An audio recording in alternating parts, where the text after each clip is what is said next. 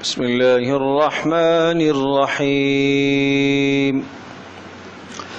إنا أوحينا إليك كما أوحينا إلى نوح والنبيين من بعده وأوحينا إلى إبراهيم وإسماعيل وإسحاق ويعقوب والأسباط وعيسى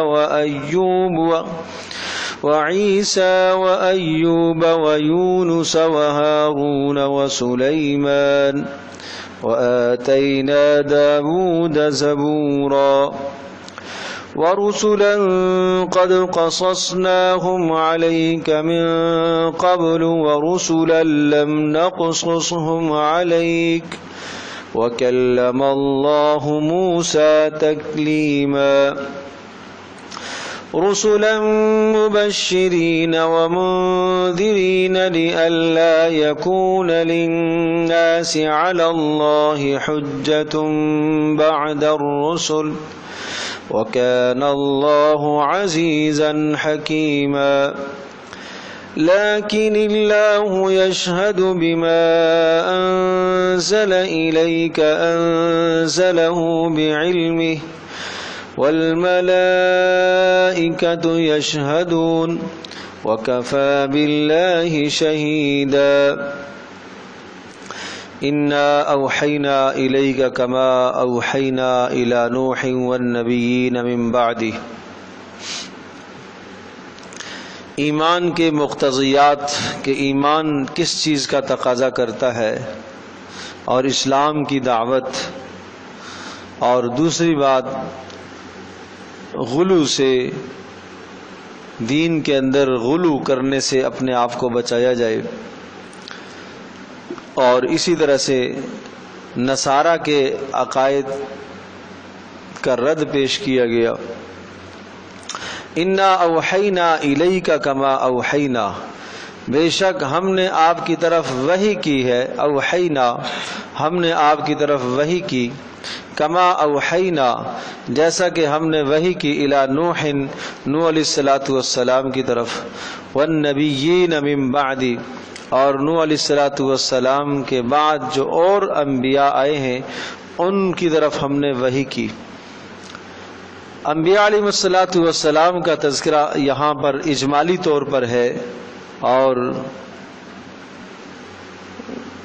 تقریباً 25 انبیاء کا تذکرہ اللہ پاک نے قرآن مجید میں ذکر فرمایا۔ ان انبیاء میں سے یہاں حضرت نوح علیہ السلام کا تذکرہ سب سے پہلے ذکر کیا، اور تشبیہ دے کر فرمایا کہ جس طرح سے ہم نے آپ کی طرف وحی کی ہے، اسی طرح سے ہم نے نوح علیہ السلام کی طرف بھی وحی کی ہے، اور آپ کوئی نئے نبی نہیں ہیں جس وجہ سے قوم آپ کا انکار کرے، بلکہ آپ سے پہلے بھی انبیاء آتے رہے، اور نوح علیہ السلام پر بھی وحی ہوئی ہے، اسی طرح سے آپ پر بھی وحی ہو رہی۔ نوح علیہ السلام سے پہلے آدم علیہ السلام، شیش علیہ السلام، ان کا تذکرہ یہاں پر نہیں ہے۔ نوح علیہ السلام سے پہلے کے جو انبیاء ہیں ان کا تذکرہ نہیں کیا، اور نوح علیہ السلام سے وحی کو سمجھایا گیا، اس لیے کہ نوح علیہ السلام کے زمانے میں احکام کی جب تکمیل ہوئی تو نوح علیہ السلام کی قوم وہ پہلی قوم ہے کہ جس کو اللہ پاک کی طرف سے امتحانات میں ڈالا گیا، اور پھر ماننے والوں کو اجر اور نہ ماننے والوں کو سزائیں سنائی گئیں۔ جبکہ نوح علیہ السلام سے پہلے جتنے بھی انبیاء آئے ان انبیاء علیہ السلام کی قوموں کو صرف معذور کر کے چھوڑ دیا گیا کہ جب ابھی ان کے پاس صحیح تعلیمات نہیں آئی تھیں، مکمل تعلیمات نہیں آئی، آسمانی علوم مکمل اترے نہیں تھے، تو اس لیے ان کو بس مختصر احکام بتا کر درگزر کر دیا گیا، اور باقاعدہ سے جو پہلا اللہ پاک کی طرف سے مکمل نظام شریعت دیا گیا وہ نوح علیہ السلام کی قوم کو، اور یہ پہلی وہ قوم ہے کہ جو اجتماعی طور پر گمراہی میں اور شرک میں مبتلا ہوئی۔ چنانچہ خود نوح علیہ الصلاۃ والسلام نے 950 برس ان کو تبلیغ کی اور دین کی طرف دعوت دیتے رہے۔ تو یہاں پر اسی کا تذکرہ ہے، انا اوحینا الیک کما اوحینا، بے شک ہم نے آپ کی طرف وحی کی ہے جیسا کہ ہم نے نوح علیہ الصلوۃ والسلام کی طرف وحی کی، والنبیین من بعدہ، اور نوح علیہ الصلوۃ والسلام کے بعد جو انبیاء ہیں ان کی طرف بھی ہم وحی کرتے رہے، واوحینا الی ابراہیم و اسماعیل، اور ہم نے وحی کی ہے ابراہیم علیہ الصلوۃ والسلام کی طرف اور اسماعیل علیہ الصلوۃ والسلام کی طرف اور اسحاق اور یعقوب علیہ السلام کی طرف، والاسباط، اور اسی طرح سے یعقوب علیہ الصلوۃ والسلام کی اولادوں کی طرف بھی ہم نے وحی کی، یعنی ان کی اولادوں میں جو انبیاء آئے ان کی طرف بھی وحی ہوئی، وعیسیٰ، اور عیسیٰ علیہ الصلوۃ والسلام کی طرف، وایوب، اور ایوب علیہ الصلوۃ والسلام کی طرف، ویونس، اور یونس علیہ السلام کی طرف، اور ہارون علیہ الصلوۃ والسلام کی طرف، وسلیمان، اور سلیمان علیہ الصلوۃ والسلام کی طرف۔ لیکن یہ جتنے بھی انبیاء کا تذکرہ ہے، ہر نبی کے تذکرے میں ایک خاص فن ہے، ایک خاص سبب اور وجہ ہے۔ نوح علیہ السلام کا تذکرہ اس لیے کیا، اس کی وجہ میں نے آپ کے سامنے عرض کی ہے۔ ابراہیم علیہ الصلوۃ والسلام کا تذکرہ اس لیے کیا کہ رسول اکرم صلی اللہ تعالی علیہ وسلم چونکہ وہ ملت ابراہیمی پر تھے، اس لیے ابراہیم علیہ الصلوۃ والسلام کا تذکرہ فرمایا، اور اسماعیل علیہ الصلوۃ والسلام کا تذکرہ اس لیے کیا کہ اسماعیل علیہ الصلوۃ والسلام اسی جگہ پر مبعوث تھے جہاں رسول پاک صلی اللہ علیہ وسلم مبعوث تھے، یعنی حجاز مقدس میں اسماعیل علیہ الصلوۃ والسلام کی بعثت ہوئی، اور بیت اللہ کی تعمیر میں ابراہیم علیہ الصلوۃ والسلام کے وہ ساتھ تھے۔ اسحاق علیہ الصلوۃ والسلام کا تذکرہ اور یعقوب علیہ الصلوۃ والسلام کا تذکرہ اس لیے کہ ان دونوں کی نسبت بھی حضرت ابراہیم علیہ الصلوۃ والسلام کی طرف ہی ہے، اور ابراہیم علیہ الصلوۃ والسلام کے بیٹے ہیں اسحاق، اور یعقوب جو ہے اسحاق کے بیٹے ہیں، ابراہیم علیہ الصلوۃ والسلام کے پوتے ہیں، اسی مناسبت سے ان کا تذکرہ بھی کیا۔ اور پھر یہ بھی ذہن نشین فرما لیں کہ اسماعیل علیہ الصلوۃ والسلام کو ابراہیم علیہ الصلوۃ والسلام نے بیت اللہ میں بسایا، اور اسحاق علیہ الصلوۃ والسلام کو بیت المقدس میں بسایا، وہاں سے نبیوں کا سلسلہ بیت المقدس سے ایک الگ نبیوں کا ایک تسلسل شروع ہوا۔ اور پھر عیسیٰ علیہ الصلوۃ والسلام کا تذکرہ اس لیے فرمایا کہ عیسیٰ علیہ الصلوۃ والسلام کی تخلیق بھی ایک جو دنیا کا نظام ہے اسباب کا، اس اسباب سے ہٹ کر، اور پھر عیسیٰ علیہ الصلوۃ والسلام صاحب المعجزات اور صاحب الکتاب بھی ہیں، اور ساتھ ساتھ یہ کہ عیسیٰ علیہ الصلوۃ والسلام کی مناسبت آپ علیہ الصلوۃ والسلام کے ساتھ اس طرح سے بھی ہے کہ جس طرح سے آپ کو شدید ستایا گیا، اسی طرح سے عیسیٰ علیہ الصلوۃ والسلام کو بھی بہت ستایا گیا۔ اور ایوب اور یونس، ان دو کے تذکرے اس لیے کیے کہ یہ دونوں کے دونوں کثیر المصائب ہیں، ان دونوں پر بڑی مصیبتیں آئی ہیں۔ ایوب علیہ الصلوۃ والسلام پر بھی تکالیف اور مصائب اور بیماریاں آئی ہیں، اور یونس علیہ الصلوۃ والسلام پر بھی بڑا غم آیا ہے، چنانچہ وہ مچھلی کے پیٹ میں چلے گئے۔ تو ان دونوں کا تذکرہ اس لیے کیا کہ آپ پر مصائب آئے ہیں تو ان لوگوں پر بھی مصائب آئے۔ اور ہارون علیہ الصلوۃ والسلام کا تذکرہ اس لیے کیا کہ ہارون علیہ الصلوۃ والسلام اور موسیٰ آگے جن کا تذکرہ آ رہا ہے، یہ دونوں کے دونوں صاحب المعجزات ہیں، کثیر معجزات اللہ پاک نے ان کو عطا فرمائے۔ اور پھر رسول اکرم صلی اللہ علیہ وسلم کی بہت بڑی مناسبت آپ علیہ الصلوۃ والسلام کی اور آپ علیہ السلام کی امت کی مناسبت موسیٰ علیہ الصلوۃ والسلام اور ہارون علیہ السلام کی امت کے ساتھ ہے۔ جیسا پہلے بھی عرض کر چکا ہوں، اجتماعی طور پر موسیٰ علیہ الصلوۃ والسلام کی امت کو بھی اللہ پاک نے ہلاک نہیں کیا، اسی طرح سے رسول پاک صلی اللہ علیہ وسلم کی امت کو بھی اجتماعی طور پر ہلاک نہیں کیا گیا۔ اور سلیمان کا تذکرہ اس لیے کیا کہ اللہ تبارک تعالیٰ نے بادشاہت اور سلطنت عطا فرمائی، اس کے باوجود بھی انہوں نے اللہ پاک کو راضی فرمایا۔ اور اسی طرح سے داؤد علیہ السلام کا تذکرہ بھی اسی مناسبت سے ہے کہ داؤد اور سلیمان دونوں کے دونوں، داؤد علیہ الصلوۃ والسلام باپ ہیں، سلیمان ان کے بیٹے ہیں، دونوں کو اللہ پاک نے دنیا کا اقتدار اور نبوت بھی عطا فرمائی ہے۔ وَآتَيْنَا دَاوُودَ زَبُورًا، اور الگ سے داؤد علیہ السلام کا تذکرہ اس لیے کیا کہ قرآن مجید کے ساتھ زبور کی مناسبت ہے۔ کیا مناسبت ہے؟ جس طرح سے قرآن مجید تھوڑا تھوڑا اتارا گیا، اسی طرح سے زبور بھی تھوڑی تھوڑی اتاری گئی۔ باقی انجیل اور تورات یکدم اتاری گئی دونوں کتابیں، لیکن زبور جو ہے تھوڑی تھوڑی کر کے اتاری گئی، اس لیے اس کا تذکرہ یہاں آیا۔ وَرُسُلًا قَدْ قَصَصْنَاهُمْ عَلَيْكَ مِنْ قَبْلُ، اور بہت سارے رسولوں کے تذکرے ہم آپ کے سامنے کر چکے ہیں. وَرُسُلًا، اور بہت سارے رسولوں کے تذکرے لَمْ نَقْصُصْهُمْ عَلَيْكَ، ہم آپ کے سامنے ہم نے ان کے تذکرے نہیں کیے. وَكَلَّمَ اللَّهُ مُوسَىٰ تَكْلِيمًا، اور اللہ تبارک تعالیٰ نے موسیٰ علیہ السلام سے ہم کلام ہونا ہے. وَكَلَّمَ اللَّهُ مُوسَىٰ تَكْلِيمًا، اللہ نے موسیٰ علیہ السلام سے کلام فرمایا. رُسُلًا مُبَشِّرِينَ وَمُنذِرِينَ، اور اسی طرح سے بہت سارے رسول ہم نے بھیجے ہیں جو خوشخبریاں سنانے والے ہیں. وَمُنذِرِينَ، اور ڈر سنانے والے ہیں، خوشخبریاں سنانے والے ہیں ماننے والوں کو. وَمُنذِرِينَ، اور ڈر سنانے والے ہیں نہ ماننے والوں کو. لِأَلَّا يَكُونَ لِلنَّاسِ عَلَى اللَّهِ حُجَّةٌ بَعْدَ الرُّسُلِ، لِأَلَّا يَكُونَ لِلنَّاسِ، تاکہ نہ ہو لوگوں پر کسی بھی قسم کی کوئی حجت. لِأَلَّا يَكُونَ لِلنَّاسِ، تاکہ نہ ہو لوگوں پر اللہ کے خلاف کسی بھی قسم کی حجت. بعد الرسل، ان رسولوں کے آنے کے بعد. وَكَانَ اللَّهُ عَزِيزًا حَكِيمًا، اور اللہ تبارک تعالیٰ غلبے والا اور حکمت والا ہے.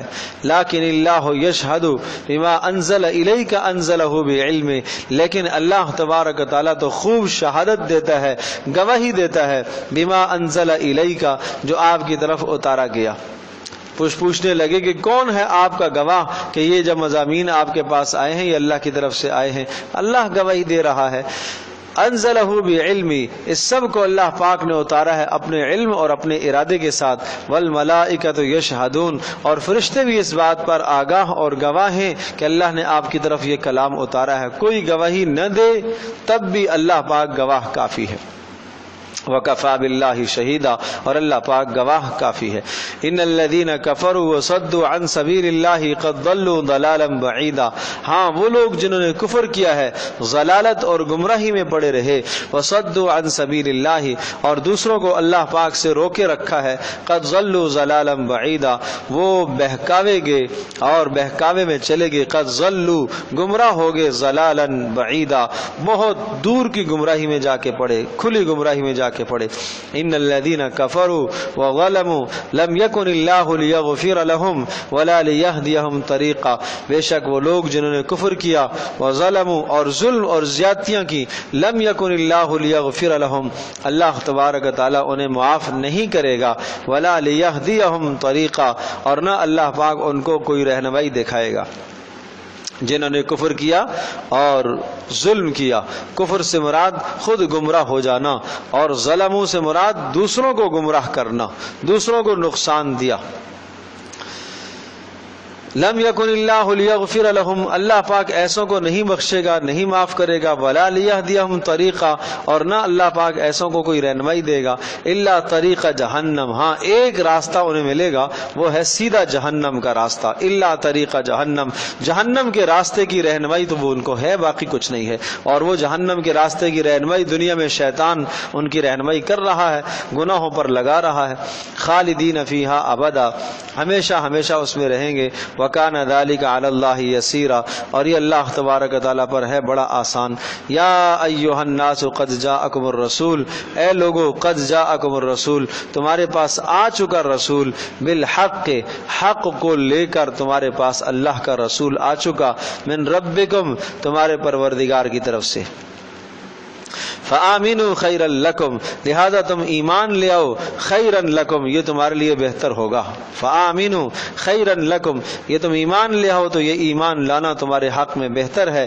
وإن تکفروا فإن للہ، ظاہر سی بات ہے کہ ایمان کے ثمرات دنیا اور آخرت دونوں جہانوں میں پڑتے ہیں.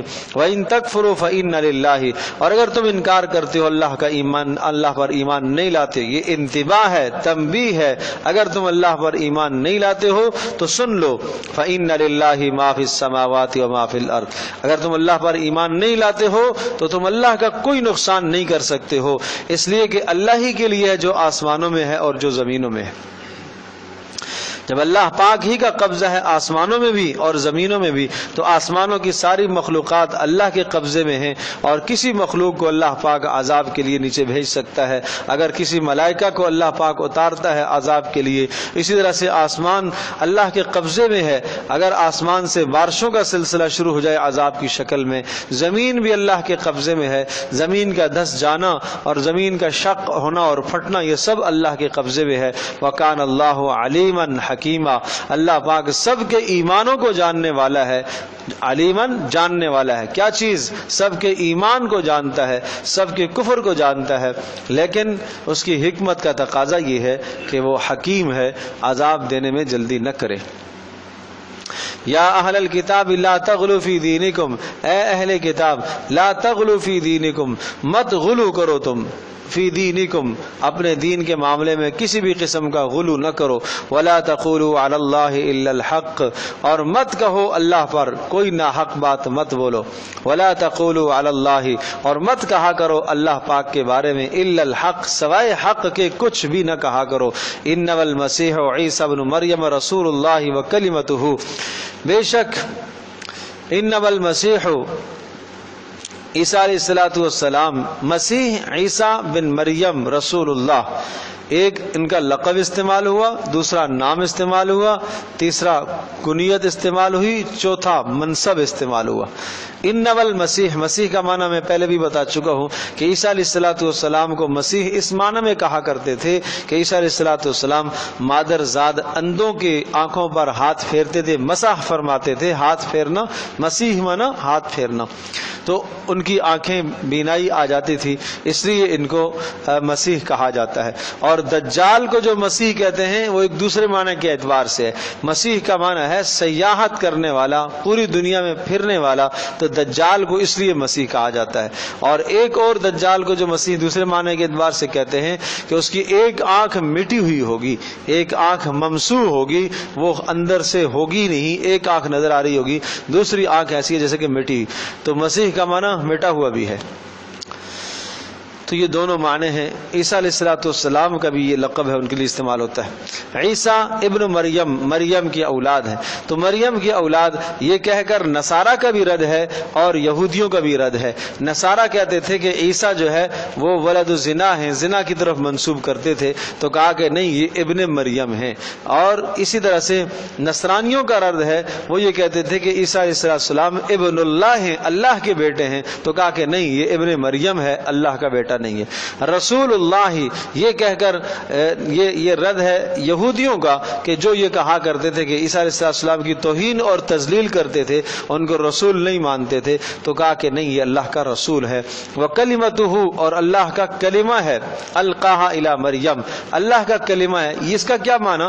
عیسیٰ علیہ السلام کو اللہ کا کلمہ کہا گیا اور عیسیٰ علیہ السلام کو اللہ کی روح کہا گیا۔ یہ دو الفاظ عیسیٰ علیہ السلام کے لیے بہت زیادہ استعمال ہوئے ہیں۔ تو جو پہلے والا لفظ ہے عیسیٰ علیہ السلام اللہ کے کلمہ ہیں، یہ معنی یہ ہے کہ دنیا کے اندر آدمی کی پیدائش اور تخلیق دو اس کے اسباب کار فرما ہوتے ہیں، ایک تو مرد و عورت کا باہمی ملاپ اور دوسرا پیچھے اللہ پاک کا حکم، اللہ کا حکم۔ تو مرد و عورت کا میلاپ ایک ظاہری سبب ہے اور حقیقی سبب پیچھے اللہ کا حکم ہوتا ہے۔ یہ دو اسباب جڑتے ہیں تو انسان عدم سے وجود میں آتا ہے، آدمی کو وجود ملتا ہے۔ عیسیٰ علیہ السلام کے لیے پہلے والا سبب تو منتفی ہے، وہ ہے ہی نہیں ہے، یعنی مرد عورت کا میلاپ اور اس کے نتیجے میں کسی کا پیدا ہونا عیسیٰ علیہ السلام کے لیے یہ بات مفقود ہے، یہ ہے ہی نہیں۔ دوسرا والا سبب کار فرما ہوا کہ اللہ تبارک و تعالیٰ کا حکم اور اللہ کا ارادہ۔ تو یہاں پر کلمے سے مراد اللہ کا حکم اور اللہ کا ارادہ ہے۔ جس طرح سے اللہ پاک نے کائنات میں باقی چیزیں پیدا فرمائیں اور یہ کہا پیدا ہو جا تو وہ ہو گئی، اسی طرح سے عیسیٰ علیہ السلام کے بارے میں کہا پیدا ہو جا تو وہ پیدا ہو گئے۔ تو یہ ہے کلمہ کن، جس کو یوں بھی آپ کہہ سکتے ہیں کہ عیسیٰ علیہ السلام کلمہ کن سے پیدا کیے گئے۔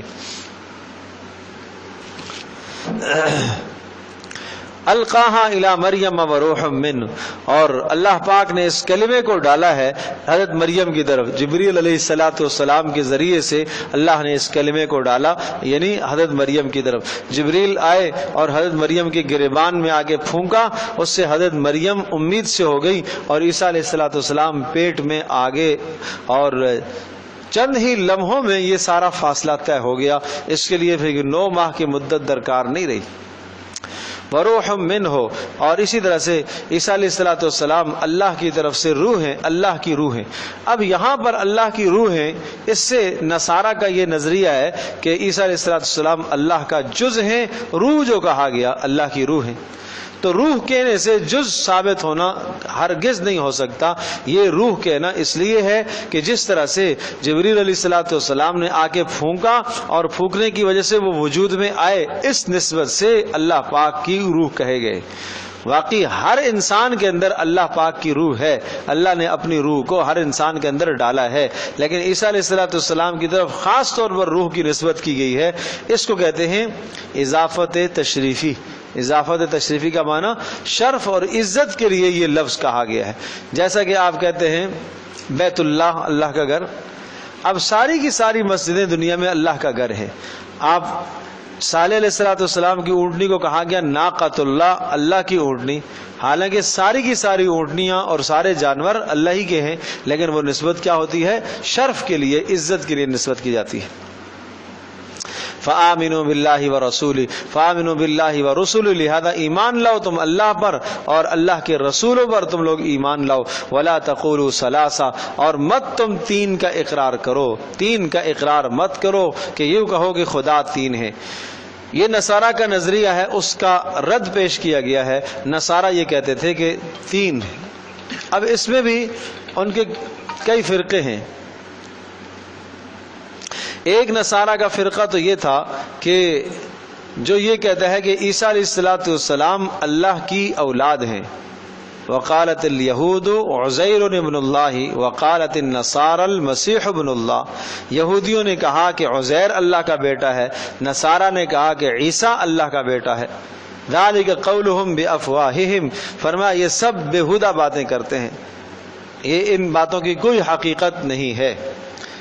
یہ اللہ تبارک و تعالیٰ کے برگزیدہ بندے ہیں، اور ان کا کفر اللہ نے ثابت کیا کہ جن کا یہ نظریہ ہے سراسر انہوں نے کفر کی بات کہی ہے. سراسر کفر والا نظریہ ہے کہ عیسیٰ علیہ الصلوۃ والسلام اللہ تبارک و تعالیٰ کی اولاد نہیں ہیں، عزیر اللہ کی اولاد نہیں ہے. دوسرا طبقہ ایک یہ تھا کہ لقد کفر الذین قالوا ان اللہ هو المسیح ابن مریم. نصارہ کا ایک فرقہ یہ تھا، وہ یہ کہتے تھے کہ عیسیٰ علیہ الصلوۃ والسلام ہی اللہ ہے. لقد کفر الذین قالوا ان اللہ هو المسیح ابن مریم، کہ اللہ کیا ہے؟ وہ مسیح بن مریم ہی تو ہے. کہ جب یہ آسمانوں پر ہوتا ہے تو اللہ ہوتا ہے اور نیچے آتا ہے تو یہ مسیح بن مریم ہے. تو ایک ہی ہستی کے دو نام ہیں، آسمانوں پر وہ نام ہے، یہاں آئے گا تو عیسیٰ بن مریم ہے. عینیت ثابت کی انہوں نے کہ رب اور عیسیٰ ایک شے ہے. اللہ نے فرمایا انہوں نے بھی کفر کیا. اور تیسرا نظریہ تھا لقد کفر الذین قالوا ان اللہ ثالث ثلاثہ، کہ اللہ پاک تین میں سے ایک ہے. اللہ پاک تین میں سے ایک ہے. پھر وہ تین کیا ہیں؟ وہ تین، جن تین میں سے اللہ پاک ایک ہے اور ایک عیسیٰ علیہ الصلوۃ والسلام ہے. اور تیسرا پھر اس میں عیسائیوں کے پھر دو گروہ ہو گئے. ایک گروہ کا یہ کہنا ہے کہ تین سے مراد عیسیٰ، اللہ، مریم. عیسیٰ اللہ کی حیثیت جو ہے وہ باپ کی سی ہے، اور عیسیٰ کی حیثیت بیٹے کی سی ہے، اور مریم کی حیثیت بیوی کی سی ہے. اس پر رد فرمایا بدیع السماوات والارض انا یکون له صاحبہ، انا تکون، کیسے اس کے لیے، انا یکون له ولدن، کیسے اللہ کے لیے اولاد ہو سکتی ہے، ولم تکن له صاحبہ، اور اس کے لیے تو بیوی بھی نہیں ہے. اللہ بیوی کا محتاج نہیں. ان سلسلوں کو سے اللہ پاک پاک ہے. اور دوسرا طبقہ نصارہ کا یہاں پر یہ ہوا، وہ یہ کہتے ہیں کہ تین تو ہیں لیکن تین کیے ہیں، عیسیٰ ہیں اور اللہ ہیں اور روح القدس ہے. روح القدس جبریل. اقانیم ثلاثہ ان کو کہتے ہیں. تین اقانیم، ان کے مجموعے کا نام رب. ٹھیک ہے جی. تو میں نے کیا عرض کیا کہ نصارہ کے تین طبقے ہیں، تین فرقے ہیں. ایک فرقہ یہ کہتا ہے کہ عیسیٰ علیہ الصلوۃ والسلام اور اللہ ایک شے ہے. دوسرا یہ کہتا ہے کہ عیسیٰ علیہ الصلوۃ والسلام اللہ کی اولاد ہیں. اور تیسرا طبقہ یہ کہتا ہے کہ اللہ تبارک و تعالیٰ عیسیٰ علیہ الصلوۃ والسلام تین میں سے ایک ہے. رب ایک تینوں کے مجموعے کا نام ہے، ان میں سے ایک کیا ہے؟ عیسیٰ ہے. اور پھر یہ دو طبقے ہیں جو یہ کہتے ہیں ثالث و ثلاثہ، جو تثلیث کے قائل ہیں، تین کے قائل ہیں. ان میں سے ایک طبقہ یہ کہتا ہے کہ عیسیٰ علیہ الصلوۃ والسلام، اللہ پاک، حضرت مریم، ان تینوں کے مجموعے کا نام رب ہے. اور ایک طبقہ یہ کہتا ہے کہ عیسیٰ علیہ الصلوۃ والسلام، اللہ پاک اور روح القدس حضرت جبریل علیہ السلام. لیکن یہ سب کی سب بےہودہ اور کفریہ باتیں ہیں. فرمایا ولا تقولوا ثلاثہ، تم ثلاثہ کا 3 کے قائل نہ ہو جایا کرو. انتہوا خیر لکم، اس سے بچو، اس شرک سے بچو، اس تثلیث کے عقیدے سے بچو، 3 کے عقیدے سے بچو. خیرا لکم، یہ بچنا تمہارے حق میں بہتر ہوگا. انما اللہ الہ واحد، بے شک اللہ تبارک و تعالی ایک ہی ہے. الہ واحد.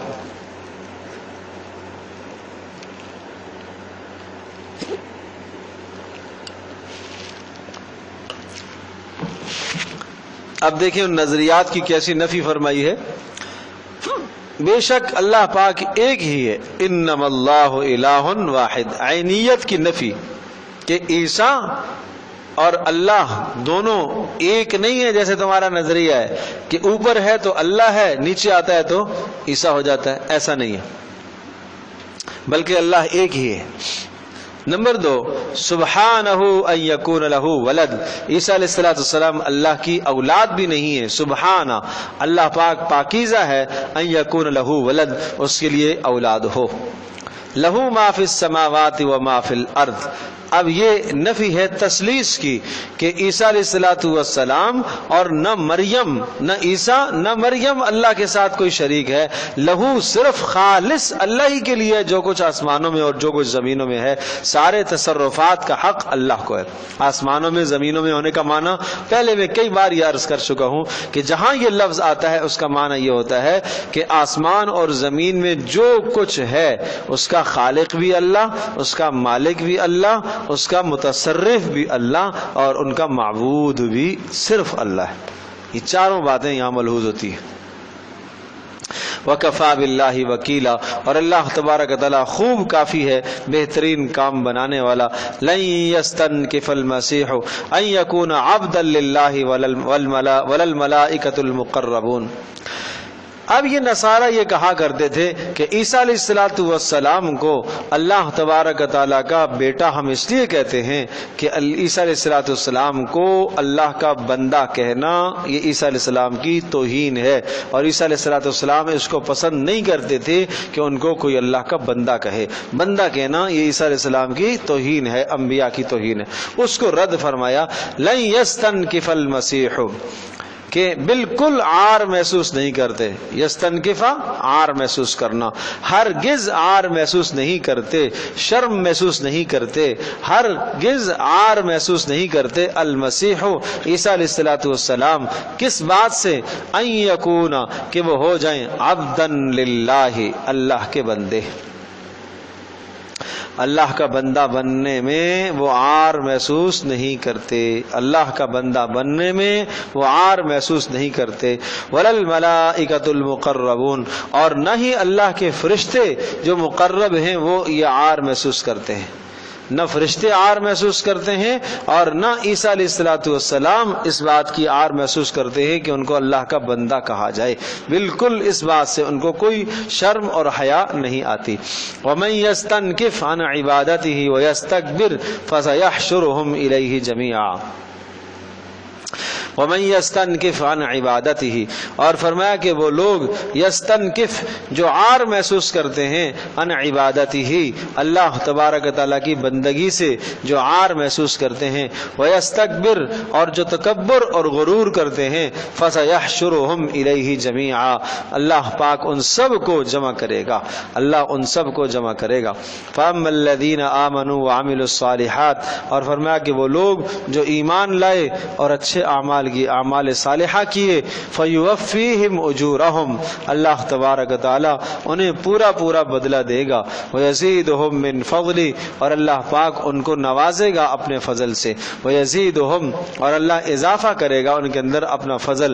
وَأَمَّا الَّذِينَ اسْتَنْكَفُوا، اور وہ لوگ جو عار محسوس کرتے ہیں اللہ کی بندگی کرنے سے، وَاسْتَكْبَرُوا، اور تکبر کرتے ہیں، فَيُعَذِّبُهُمْ عَذَابًا أَلِيمًا، اور ان کو اللہ عذاب دے گا دردناک.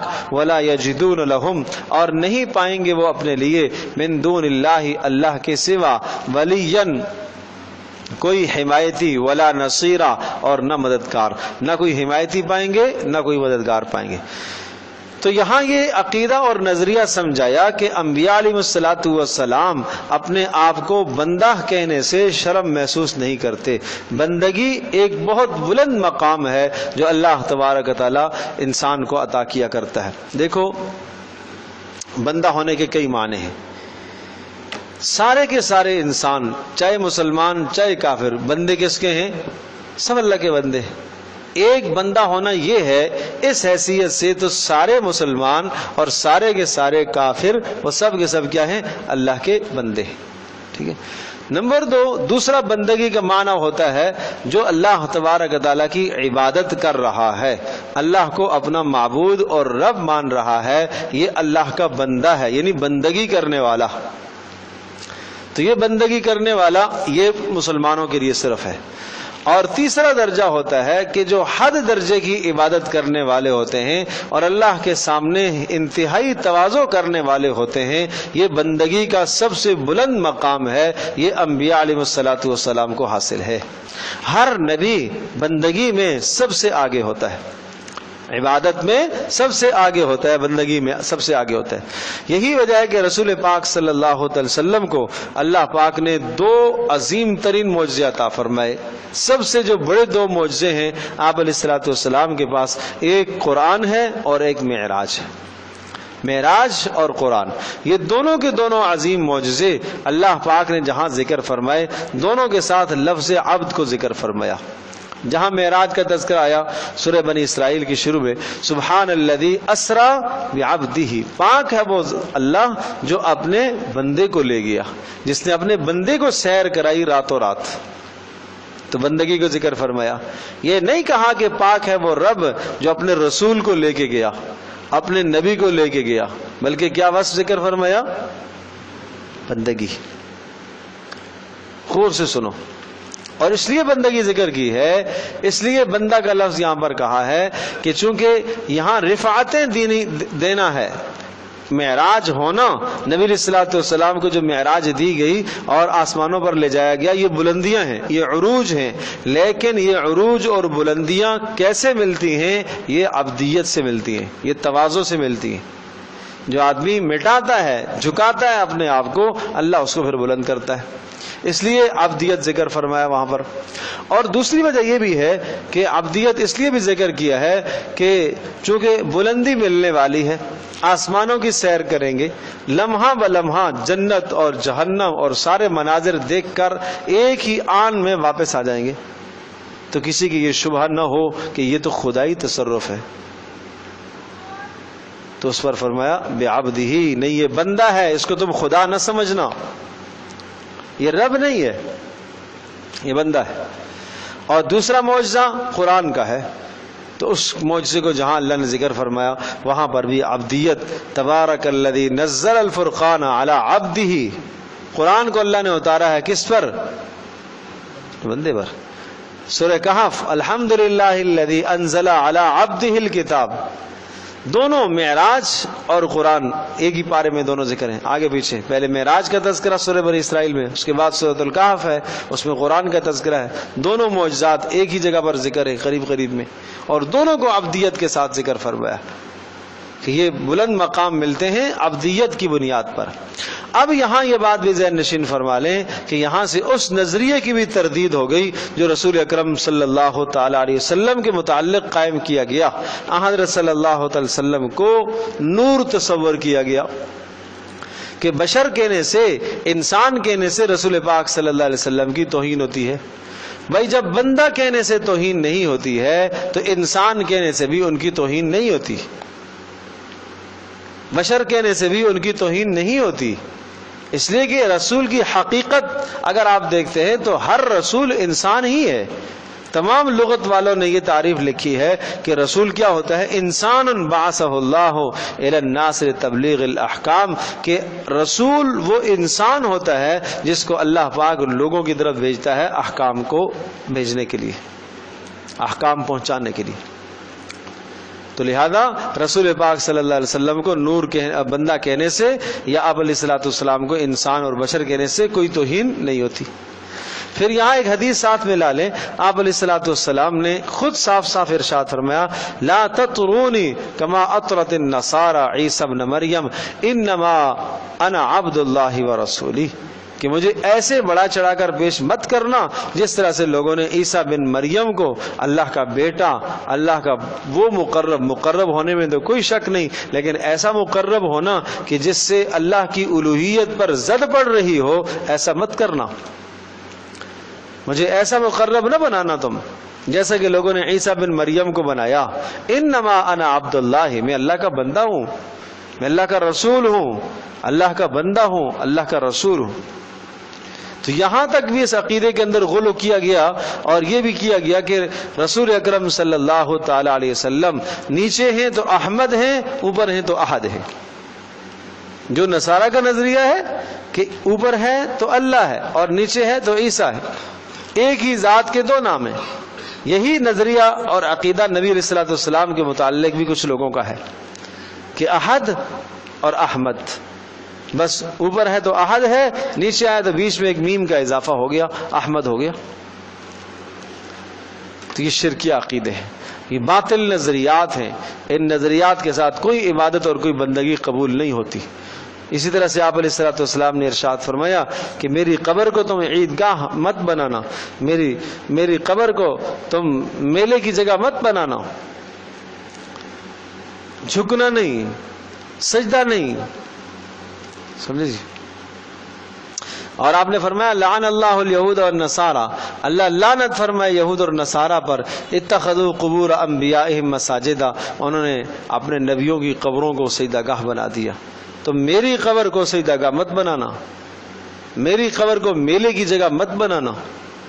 تو یہ سب چیزیں آج کل جو قبور پر ہو رہی ہیں، اور وہاں میلے کے نام اور عرس چڑھائے جا رہے، چادریں چڑھائی جا رہی ہیں، اور اسی طرح سے وہاں جانور جو ذبح کیے جا رہے، یہ سراسر شرک ہے، کفر ہے، بدعات ہیں، آپ علیہ الصلوۃ والسلام کے یہ دین میں اضافہ ہے۔ اس کا کوئی ثبوت حدیث اور قرآن میں نہیں ملتا ہمیں، کسی قبر پر آپ علیہ الصلوۃ والسلام نے کوئی چادر نہیں چڑھائی ہے۔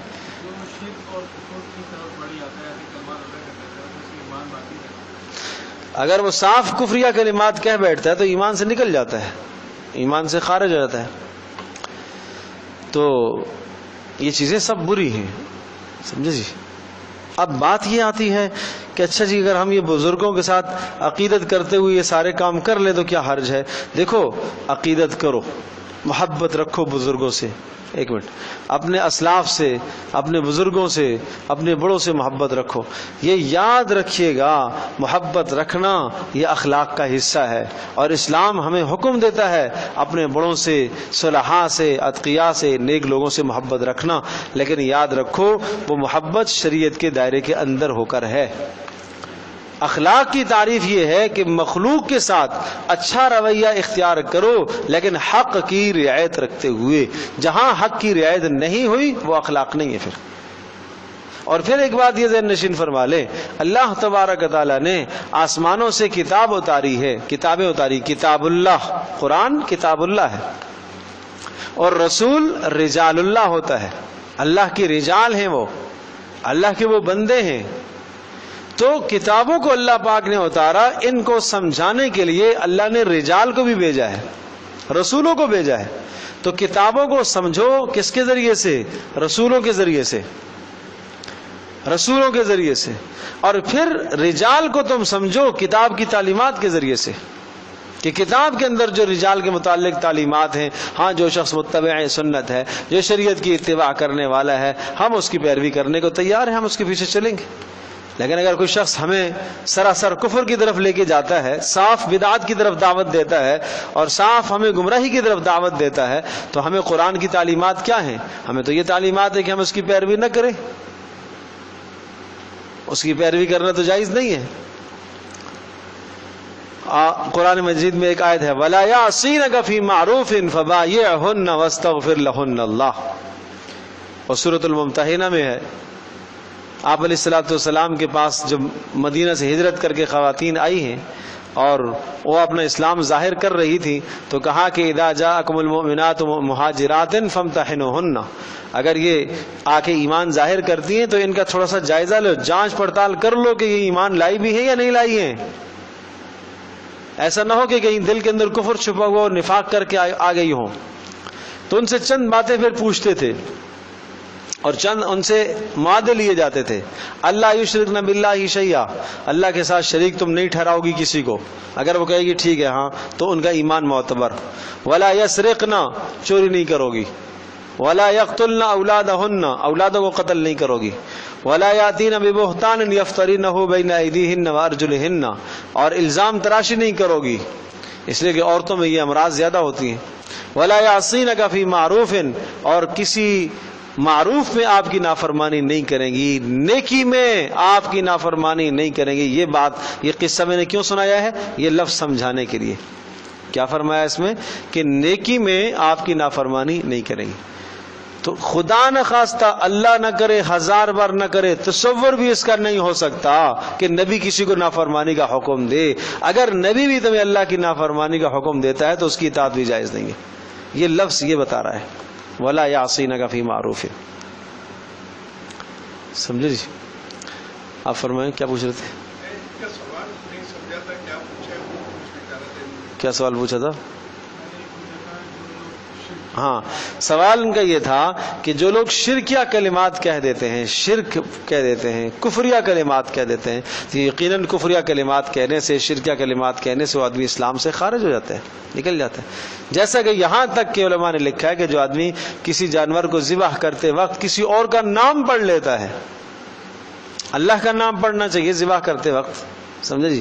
تو اب اللہ پاک کے حکم کی، اور اگر وہ قصدن متعمدن ایسا تو سراسر کفر ہے، سری کفر ہے، وہ ذبیحہ تو حرام ہے. پھر اچھا، اسی میں سے ایک سوال نکلتا ہے، اگر اس سے چھٹیاں تو کرماتے نادانستہ طور پر سمجھ نہیں تھی، اگر وہ کہتا جی، اگر نادانستہ طور پر اس نے کہہ دیے ہیں تو بہرحال توبہ تو پھر بھی ہے. اگر زبان سے کلمہ کفر نکل گیا ہے تو آدمی اسلام سے تو نکل جاتا ہے، آدمی دوبارہ کلمہ پڑھ لے، تجدید ایمان کر لے، رجوع کر لے. سمجھ ہی نہیں تھی کہ میں یہ کفریہ کرنا، جب پتہ چلا ہے، پتہ چلنے کے بعد تجدید کر لے بس.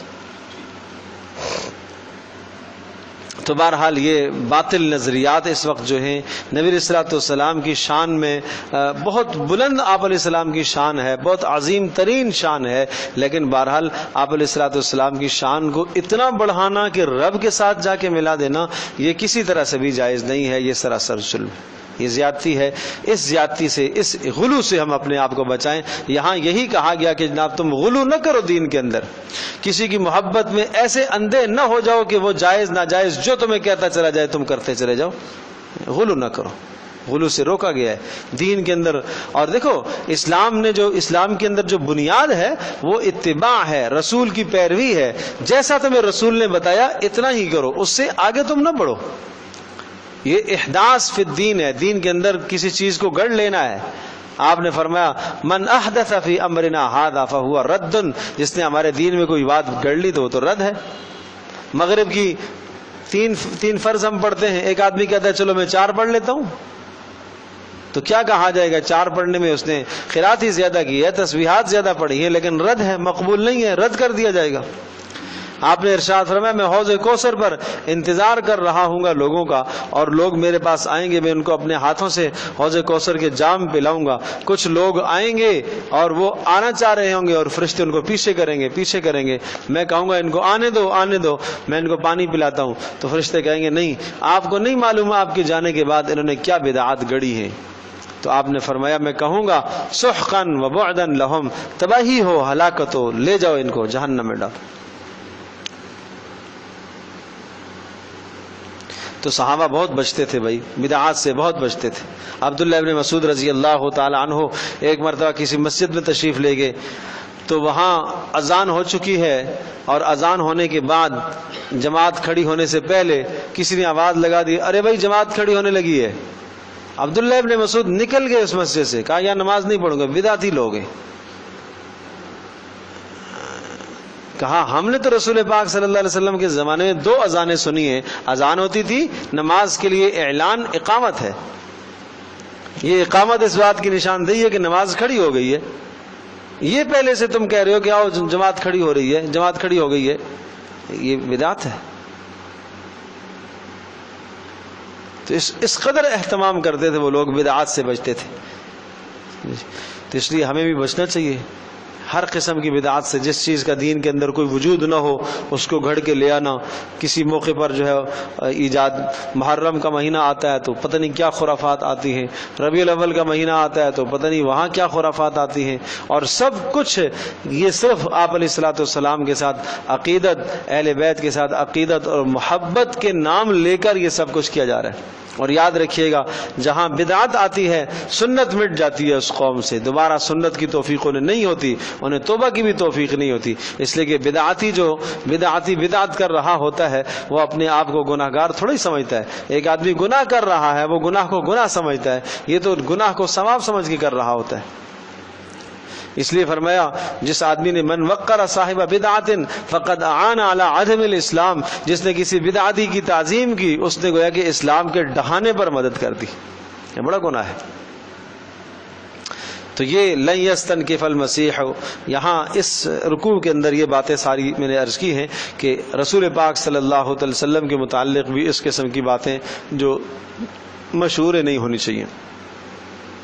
یا ایھا الناس قد جاءکم برہان من ربکم، اے لوگو آ چکا تمہارے پاس برہان من ربکم۔ برہان کہتے ہیں ایسی دلیل کہ ہر آدمی اس کو دیکھ کر سمجھ جائے، ایسی واضح اور کھلی دلیل کہ جس میں کسی قسم کی کوئی پیچیدگی نہ ہو۔ دن کو آفتاب اور سورج نکلتا ہے، کوئی آدمی کہے کہ آفتاب آیا ہی نہیں ہے، سورج آیا ہی نہیں ہے، تو یہ تو اس کا اپنا قصور ہے۔ قد جاءکم برہان، ایک عظیم الشان اور بڑی دلیل آ چکی تمہارے پروردگار کی طرف سے، اور وہ دلیل کیا ہے؟ رسول پاک صلی اللہ علیہ وسلم کی ذات گرامی خود برہان ہے، خود ایک بہت بڑی برہان ہے، ایک بڑی دلیل ہے آپ علیہ السلام کی بعثت۔ وانزلنا الیکم نورا مبینا، اور ہم نے اتارا ہے آپ کی طرف نور مبین۔ یہاں نور مبین سے مراد قرآن مجید ہے، ہم نے اتارا ہے، انزال اتارنا، اور اتارنا رسول کو نہیں ہوا ہے۔ یہاں نور سے مراد کوئی اگر رسول پاک صلی اللہ علیہ وسلم کی ذات کو لیتا ہے تو غلط ہے، اس لیے کہ فرمایا وَأَنزَلْنَا، ہم نے اتارا ہے تمہاری طرف نور مبین۔ فَأَمَّا الَّذِينَ آمَنُوا، اور وہ لوگ جو ایمان لائے رسول پاک صلی اللہ علیہ وسلم پر، قرآن پر، آمنوا باللہ، جو اللہ پر ایمان رکھتے ہیں، وَاعْتَصَمُوا بِهِ، اور اللہ تبارک تعالیٰ کے ساتھ چمٹ جاتے ہیں، یعنی اللہ کے دین کے ساتھ، فَسَيُدْخِلُهُمْ فِي رَحْمَتِهِ، ان قریب اللہ پاک ان کو اپنی رحمت میں داخل کرے گا، وَفَضْلٍ، اور اللہ پاک مزید ان کو اپنا فضل عطا کرے گا۔ رحمت سے مراد جنت، اور فضل سے مراد اللہ کا دیدار ہے۔ وَيَهْدِيهِمْ، اور پھر دنیا کے اندر اللہ پاک ان کو توفیق دے گا، الیہ، اپنی طرف صراطا مستقیما، سیدھے راستے کی اللہ انہیں رہنمائی کرے گا۔ یستفتونک قل اللہ یفتیکم فی الکلالہ، یستفتونک، آپ سے مسئلہ پوچھتے ہیں، فتویٰ پوچھتے ہیں۔ قل، کہہ دیجئے، اللہ یفتیکم فی الکلالہ، اللہ تمہیں فتویٰ بتا رہا ہے، اللہ تمہیں مسئلہ بتا رہا ہے کلالہ کے بارے میں۔ اور کلالہ کی تفصیل تمہیں آپ کو یاد ہوگا، بڑی تفصیل سے یہ پیچھے چوتھے پارے میں سورۃ النساء کے شروع میں مسائل آ چکے، اور وہاں سے جب مسائل سورۃ النساء کا دوسرا رکوع میراث کا شروع کیا تھا تو اس وقت ہم نے اس کی تفسیر کر دی تھی بہت تفصیل کے ساتھ۔ یستفتونک، آپ سے پوچھتے ہیں، قل، کہہ دیجئے، اللہ یفتیکم فی الکلالہ، اللہ تمہیں فتویٰ دیتا ہے کلالہ کے بارے میں۔ اور کلالہ اس شخص کو کہا جاتا ہے کہ جس کی اولاد نہ ہو اور ماں باپ بھی نہ ہو، اس کو کلالہ کہتے ہیں، اور وہ میراث چھوڑے تو اس کو۔ ان امرؤ ہلک لیس لہ ولد ولہ اخت فلہا نصف ما ترک، اگر وہ مرنے والا کلالہ جس کے ماں باپ بھی نہیں ہیں، اولاد بھی نہیں ہے، ان امرؤ، اگر وہ کوئی مرد ہے، ہلاکا، وہ مر گیا، لیس لہ ولد، اس کے لیے کوئی اولاد نہیں ہے، نہ مذکر نہ مؤنث، نہ ایک نہ دو، لیکن کیا ہے؟ ولہ اخت، اس کی بہن ہے، اختن بہن ہے۔ کون سی بہن ہے؟ عینی ہے یا اللاتی ہے؟ آپ کو یاد ہوگا پیچھے بتایا تھا، وہاں اخت کی بات آئی تھی تو وہاں بتایا تھا کہ اخیافی مراد ہے، ماں کی طرف سے۔ یہاں مراد ہے کون سے؟ عینی مراد ہے، یعنی حقیقی بہن، اور دوسرا اللاتی، یعنی صرف باپ شریک بہن۔ تو اگر ایک شخص مرتا ہے اور اس کے ماں باپ بھی نہیں ہیں اور اس کی اولادیں بھی نہیں ہیں اور اس کی ایک بہن ہے، کون سی بہن ہے بھائی؟ حقیقی ہے یا اللاتی باپ شریک، تو وہ کیا لے گی؟ فلہا نصف ما ترک، اس کو تمام ترکے کا کتنا ملے گا؟ نصف ملے گا۔ باقی کہاں جائے گا؟ باقی تو اس کا کوئی ہے نہیں، ماں باپ بھی نہیں ہے، اولادیں بھی نہیں ہیں، تو باقی اس کا جائے گا عصبات کی طرف۔ عصبات کہتے ہیں چچوں کو، چچوں کو کہتے ہیں۔ اگر چچے موجود ہیں، تائے موجود ہیں، ان کی طرف چلا جائے گا، اور اگر وہ بھی نہیں ہیں تو پھر واپس اسی کی طرف آ جائے گا، سارا کا سارا اسی بہن کو مل جائے گا۔ وَهُوَ يَرِثُهَا إِن لَّمْ يَكُن لَّهَا وَلَدٌ، وَهُوَ يَرِثُهَا، اور دوسری صورت یہ ہے وَهُوَ يَرِثُهَا، اور یہ مرد يَرِثُهَا وارث بنے گا اپنی بہن کا، یعنی اگر مرنے والی عورت ہے اور اس کے ماں باپ نہیں ہیں اور اولاد بھی نہیں ہے، اس کا بھائی ہے اور بھائی بھی وہی ہے، عینی ہے یا علاتی ہے، تو فرمایا وَهُوَ يَرِثُهَا، یہ سارے مال کا وارث بن جائے گا۔ بالکل آسان صورتیں چل رہی ہیں کہ جب بہن نصف کا وارث بنتی ہے، جب بہن اپنے بھائی کے نصف کا وارث بنتی ہے، کہ بھائی مر گیا ہے، کلالہ مرا ہے اور اس کے ماں باپ بھی نہیں ہیں، اولادیں بھی نہیں ہیں، تو بہن کو کتنا ملتا ہے؟ نصف ملتا ہے۔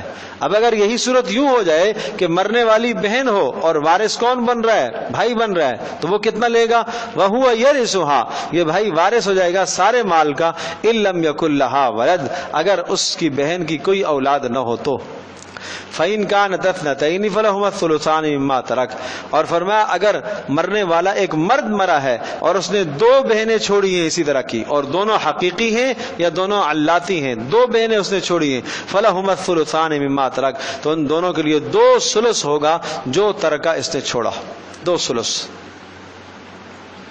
اور چوتھی صورت وَإِن كَانُوا إِخْوَةً رجالن و نساءن، اور اگر ایک آدمی مرنے والا کلالہ جس کے ماں باپ بھی نہیں ہیں، اولادیں بھی نہیں ہیں، اور اس نے کیا چھوڑا؟ کون ہے ورثہ اس کے؟ اخوتن و رجالن، اخوتن بھائی بھی ہیں بہنیں بھی ہیں، بہت سارے بھائی بھی ہیں بہنیں بھی ہیں، اخوتن و رجالن ملے ہوئے ہوں بہن بھائی ہوں، تو پھر کیا ہوگا؟ فَلِلذَّكَرِ مِثْلُ حَظِّ الْأُنثَيَيْنِ، پھر فرمایا کہ ایک مذکر کو اتنا دیں گے جتنا کہ 2 عورتوں کو دیا جاتا ہے۔ يُبَيِّنُ اللَّهُ لَكُمْ أَن تَضِلُّوا، اللہ پاک تمہارے سامنے اس طرح سے مسائل کھول کر بیان کرتا ہے تاکہ تم گمراہ نہ ہو جاؤ۔ وَاللَّهُ بِكُلِّ شَيْءٍ عَلِيمٌ، اور اللہ تبارک و تعالی خوب ہر شے کو جاننے والا ہے۔ تو یہ اللہ کے فضل سے، اللہ کے کرم سے سورۃ النساء آپ کی مکمل ہو گئی ہے، الحمدللہ ثم الحمدللہ۔ اللہ کا فضل ہوا، اللہ کا کرم ہوا، اسے یاد رکھنے کی ضرورت ہے، مسائل سیکھنے کی ضرورت ہے۔ جو تفسیر آپ نے پڑھی ہے پیچھے کبھی کبھی آپ دیکھا کریں، ایک ہفتہ آپ کے پاس ہوتا ہے، پڑھے ہوئے مسائل کو ایک نظر آدمی پیچھے دیکھ لیتا ہے تو آسانی ہو جاتی ہے۔ اور سورۃ النساء بہرحال خواتین کے لیے بہت ضروری ہے کہ ہر عورت کو سورۃ النساء کی تفسیر آتی ہو، سورۃ النساء کا ترجمہ آتا ہو۔ تو سورۃ النساء میں نے عرض کیا تھا کہ پہلے حصے کے اندر اللہ تبارک و تعالیٰ نے کمزور طبقے کے حقوق کو بیان فرمایا۔ 2 حصے ہیں سورۃ النساء کے۔ اب ایک نظر ذرا دیکھ لیں، خلاصہ ذہن میں آ جائے گا سارا۔ شروع میں آ جائیں۔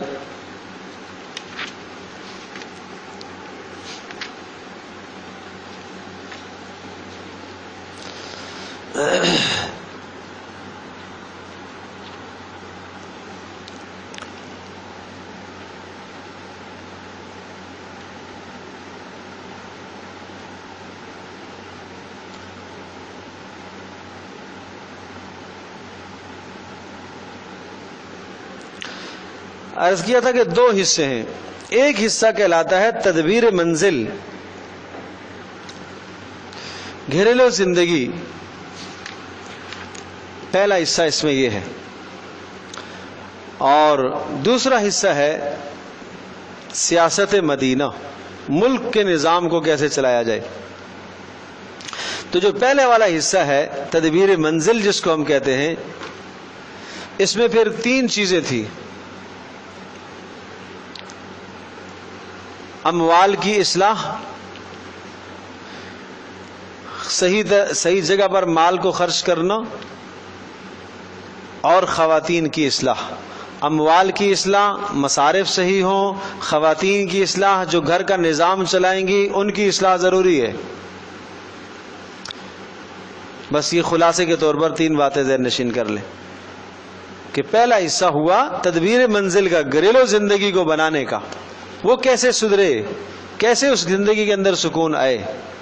تو اس میں نے عرض کیا کہ 3 باتیں ہیں. اپنے مال کی اصلاح کرو. کیا مطلب مال کی اصلاح کرو؟ حرام نہ لے کے آؤ. اگر مال حرام ہوگا تو گھر کی زندگی سکون چھن جائے گا. گھر میں سکون چاہتے ہو، حلال اپنی اولادوں کو حلال کھلاؤ. مال کی اصلاح ضروری ہے. نمبر 2، مصارف صحیح ہوں، صحیح مصرف پر مال خرچ کیا جائے. اگر صحیح مصرف پر مال خرچ نہیں ہوگا، اسراف کرنے سے، فضول خرچیاں کرنے سے نسلیں تباہ ہو جاتی ہیں. گھر نہیں سنورتا، اس سے گھر نہیں بنتا. اور تیسرا، جو گھر کی سربراہ ہے، جس نے آپ کے مال کی نگہداشت کرنی ہے، جس نے نسل کی تربیت کرنی ہے، اس کی اصلاح بھی بہرحال ضروری ہے. تو یہ تدبیر منزل اور تدبیر منزل کے 3 اصول سمجھائے. اور دوسرا حصہ ہے، پھر یہ جا کے شروع ہوتا ہے. اچھا، یہ پہلا جو حصہ میں نے عرض کیا، اب شروع میں آپ دیکھیں وہاں یتیموں کے احکام بھی سنائے، کیونکہ یہ گھر کے اندر گھر کی باتیں ہیں. کمزوروں کے حقوق سنائے، عورتوں کے حقوق بتائے، یتیموں کے حقوق سمجھائے، میراث کے مسائل سمجھائے. کس بات کو سمجھانے کے لیے؟ مال کی اصلاح کرنے کے لیے نا. پھر شروع سے دیکھو کہ میں نے عرض کیا تھا کہ تدبیر منزل کے اندر 3 باتیں ہیں. پہلا، اصلاح اموال. دوسرا، مصارف درست ہوں. تیسرا، اصلاح نساء، عورتوں کی اصلاح ہونی چاہیے. یہ 3 باتیں تدبیر منزل کے لیے 3 اصول ہیں. اب جو پہلے والی بات ہے اصلاح اموال، تو وہاں دیکھو وَآتُوا الْيَتَامَى أَمْوَالَهُمْ وَلَا تَتَبَدَّلُوا الْخَبِيثَ بِالطَّيِّبِ. مال کی اصلاح کرو، یتیموں کے مالوں کو اپنے مالوں کے ساتھ مت ملاؤ. دوسری آیت میں یہ بیان فرمایا. اور یہ یتیموں کے سارے احکام اور یتیموں کا مال کیسے لگانا ہے. پھر آگے جہاں دوسرا رکوع شروع ہوتا ہے، یوصیکم اللہ فی اولادکم للذکر مثل حظ الانثیین. اصلاح مال، مال کی اصلاح، مال کی اصلاح، مال کی اصلاح، صحیح اس کی تقسیم ہو.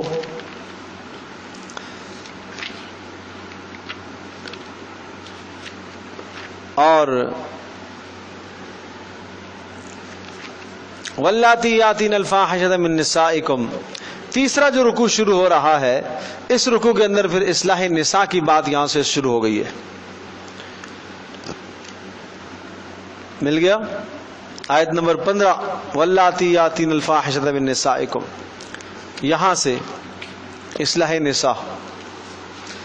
اور یہ مضمون چلے گا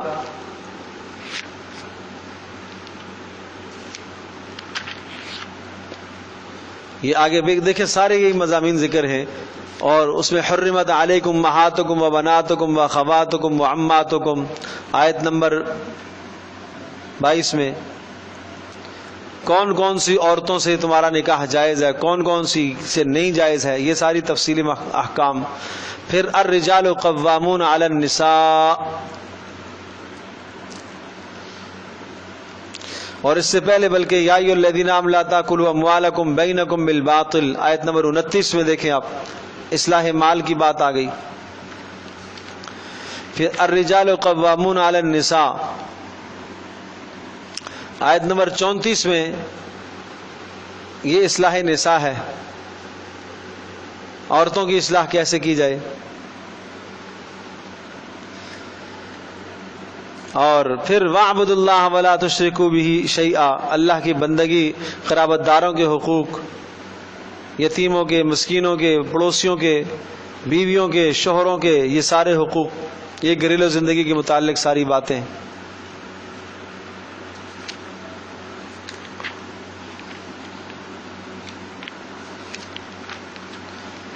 پھر آپ دیکھیں جا کے آیت نمبر 58 میں ان اللہ یأمرکم ان تؤدوا الامانات الی اہلہا. یہ سورت کا دوسرا حصہ ہے جو سیاست مدینہ، جس کو میں نے عرض کیا ملک کے انتظام. لہذا ملکی انتظام کے لیے سب سے پہلی بات ہے کہ منصب اور عہدے صحیح لوگوں کے سپرد کرو، برسر اقتدار ٹھیک لوگوں کو لے کر آؤ. پھر اس کے بعد جو رکوع ہے الم تر الی الذین یزعمون انہم آمنوا بما انزل الیک وما انزل من قبلک، آیت نمبر 61 ہے. یہ اس کے اندر سمجھایا کہ پھر جب آپ نے برسر اقتدار اچھے لوگوں کو لایا ہے تو اب اللہ کے قانون کو تم نافذ کرو، اللہ کے علاوہ کسی اور کی طرف تم نہ بھٹکو۔ پھر فلا وربک لا یؤمنون حتی یحکموک فیما شجر بینہم، آیت نمبر 65 میں آپ دیکھیں 65 فلا وربک، تیرے پروردگار کی قسم اس وقت تک یہ لوگ صاحب ایمان نہیں ہیں جب تک آپ کے فیصلے کو نہ تسلیم کریں۔ عدالت میں آپ فیصلہ کرتے ہیں، حکومت میں آپ انتظامی فیصلہ کرتے ہیں، اس کے فیصلے کو جب تک یہ تسلیم نہیں کریں گے یہ صاحب ایمان نہیں ہیں، سمجھے جی؟ یا ایھا الذین آمنوا خذوا حذرکم فانفروا ثبات اب انفروا جمیعا۔ پھر یہ آیت نمبر 71 یہاں سے پھر قتال فی سبیل اللہ، جہاد فی سبیل اللہ کے احکام کو ذکر فرمایا ہے کہ اپنے ملک کے تحفظ کے لیے یہ بھی ضروری ہے۔ اور یہ میں نے مثال اس طرح سے عرض کی تھی کہ ایک آدمی جب اپنا کوئی چمن لگاتا ہے، باغیچہ لگاتا ہے، تو اس باغیچے اور چمن کے لیے کسی چوکیدار کو لا کے مقرر کرتا ہے۔ اگر کوئی جانور، کوئی حیوان بار بار آ کے وہ باغیچہ تباہ کرتا ہے، خراب کرتا ہے، تو اس کے لیے چوکیدار کو ڈنڈا اٹھانا پڑتا ہے۔ اسی طرح سے اس دھرتی کو اللہ پاک نے کفر سے، شرک سے پاک کیا ہے، اور یہ ساری کی ساری کائنات اور یہ ساری دھرتی یہ اللہ کا لگایا ہوا چمن ہے۔ جب اسے کوئی خراب کرے گا، اس میں کفر پھیلائے گا، اس میں شرک پھیلائے گا، اس میں قتل و غارت کرے گا، تو اللہ تبارک و تعالیٰ کو پسند نہیں ہے، پھر اللہ کا قانون حرکت میں آئے گا۔ تو اس لیے ارباب اقتدار کہا کہ صحیح لوگوں کا انتخاب آپ کریں گے تو وہ آپ کے دین کا اس طرح سے تحفظ کریں گے۔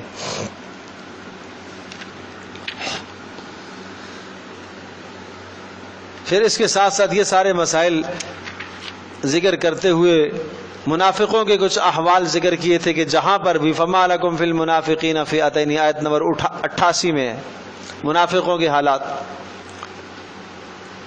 کہ یقیناً جب آپ برسر اقتدار آئیں گے تو کچھ لوگ ایسے بھی ہوں گے جو آپ کو اور آپ کے لوگوں کو، آپ کے مسلمانوں کو، امت کو نقصان پہنچانا چاہیں گے۔ ان ظالموں سے کس طرح سے بچا جا سکتا ہے؟ پھر وما کان لمؤمن ان یقتل مؤمنا الا خطأ، یہ آیت نمبر 92 میں پھر ذکر کیا تھا کہ اب جب برسر اقتدار آپ لوگ آگے، ایک ریاست آپ کی قائم ہو گئی، ایک ملک آپ کا ہو گیا، تو وہاں عدل و انصاف قائم ہونا چاہیے۔ اگر کوئی قتل ہو جاتا ہے تو اس کی قاتل کی کیا سزا ہے، اور اگر مقتول کافروں میں سے ہے تو پھر کیا سزا ہے قاتل کی۔ تو یہ سارے احکام یہاں پر ذکر کیے تھے۔ پھر نماز خوف کے مسائل ذکر کیے، قصر کے مسائل ذکر فرمائے کہ جب آپ اللہ کی راہ میں جہاد کے لیے نکلیں گے تو سفر تمہیں درپیش آئے گا، اس سفر میں تم مسائل نماز کو قصر کرنا۔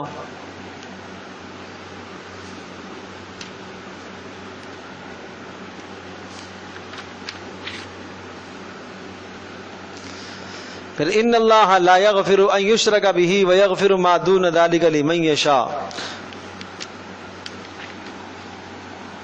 یہ آیت نمبر 117،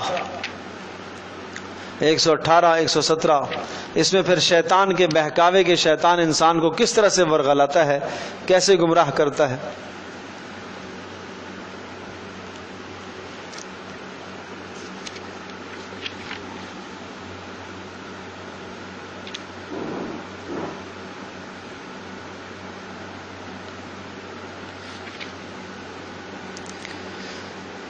یا ایھا الذین آمنوا کونوا قوامین بالقسط شہداء للہ ولو علی انفسکم، آیت نمبر 135 میں پھر عدل و انصاف کی دعوت دی گئی ہے۔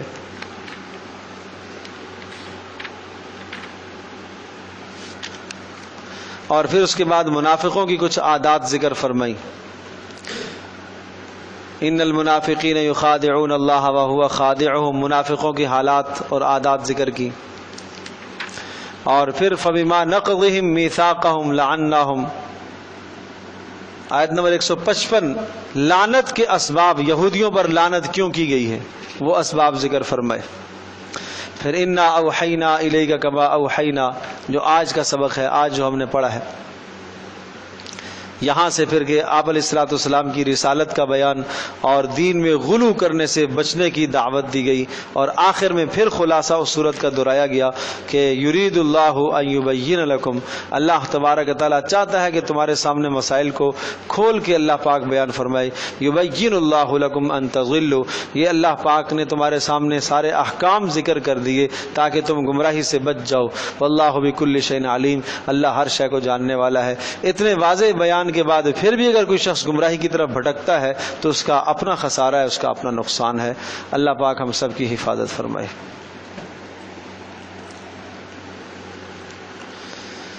اللہ اکبر، اللہ